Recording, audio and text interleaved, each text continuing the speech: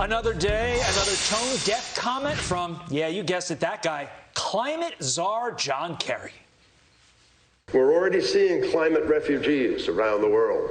If you think migration has been a problem in Europe from the Syrian war, or even from what we see now, wait till you see 100 million people for whom the entire food production capacity has collapsed. Jimmy Failla, host of Fox Across America on Fox News Radio. Fox Nation joins us now. And Jimmy, I think it does need to be pointed out that John Kerry made this comment on the same day that a maternity hospital was bombed. 3 people dead, including a child. Yeah, I mean, John Kerry's a dope. Nobody cares about climate change right now, and you really do need, on some level, to read the room a little bit. Like, if somebody's house is on fire, you don't knock on the door and try to sell them solar panels, because it'll help out the environment down the road. They have bigger priorities in this moment. So to you and me, we get it, because we're not in that insulated bubble of climate insanity. But for people watching at home, what they do need to know, Carly, is this took place at a climate conference, which, oh, by the way, was in Houston, where they're surrounded by oil, which is idiotic. That's like having an alcohol intervention at Mardi Gras. But anyway, stick with me for a minute. The way these climate conferences work is everybody gets up there and tries to scare everybody else into donating. It's like those old sleepovers where you put a flashlight under your chin and tell stories under sleeping bags. That's a climate conference. And then all the polar bears were wiped out. And then everybody donates money at the end of the ghost story and they fly off in their private jet. It's absolute insanity. That's so true. And Jimmy, my takeaway from this, boy, we dodged a bullet in 2004 not getting this guy in the White House. Unbelievable.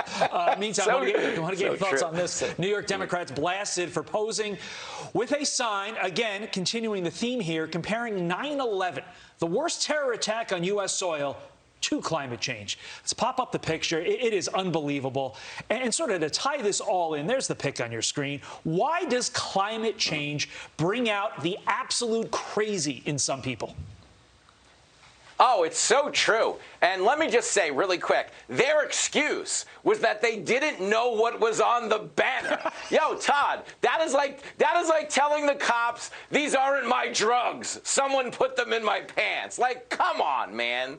But the reason they're so desperate now, the reason you're hearing Kerry, the reason you're seeing these people, is they realize that any appetite for fighting climate change is flying out the window as gas prices go up. There's so much pressure right now to begin drilling and increase domestic production at home, and that pressure isn't going to dissipate, so they're just getting crazier with their metaphors. Again, I would have believed them if they flat out said they mistook the plane for a private jet and they thought, you know, climate change, since everyone at these conferences flies private, maybe that's what the hook of the banner was. But give me a break.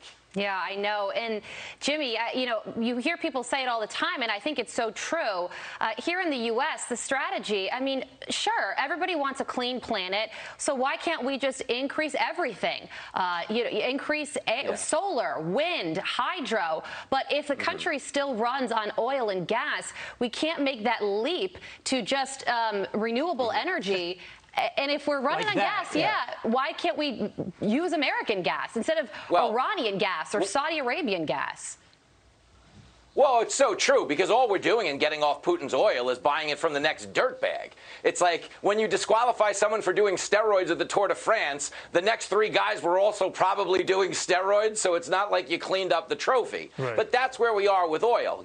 You know and I know that the answer is to boost production at home, because that's where we're rational people. We're not pretend superheroes who think we're saving the world. That's what these climate yahoos are, so take off your cape and shut up. Without a doubt. Jimmy, thank you so much for putting everything into perspective for us this morning. Thanks, Jimbo. We appreciate it.